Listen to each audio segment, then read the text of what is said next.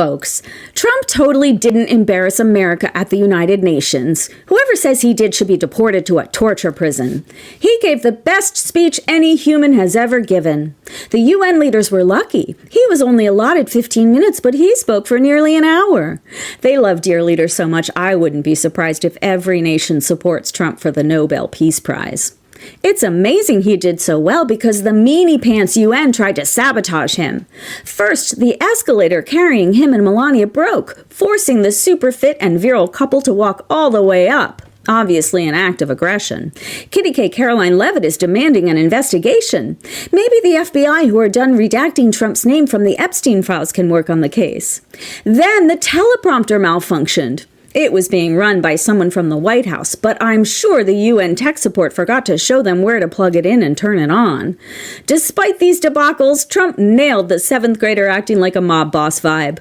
Nobody thought he was losing his marbles. They just thought he was concerned about the world, and he wants other nations to do well, so he can extort them for all they're worth.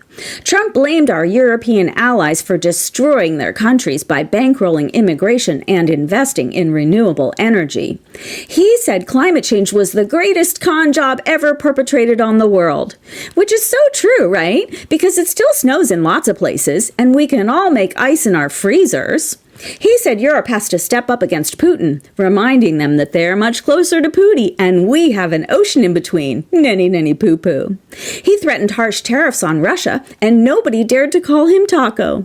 He bragged about ending 7 wars, lowering inflation, cutting grocery prices, making electricity super cheap, and blowing up drug traffickers at sea. So refreshing to have a leader who kills fishermen and frames them as smugglers. He said environmentalists want to kill all the cows, and London wants Sharia law, and he scolded the UN for not hiring him to renovate their building. Silly UN. They could have had a baller ballroom just like the US if they had hired the best real estate maven there ever was. Most importantly, he looked strong, super smart, and as usual, extremely orange.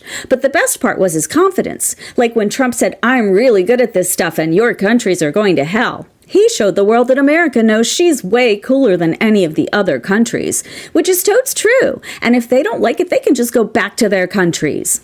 When he said he's really good at predicting things and he's right about everything, it solidified his credibility across the world. World leaders thought, whoa, what a man, what a man, what a mighty good man. Yeah.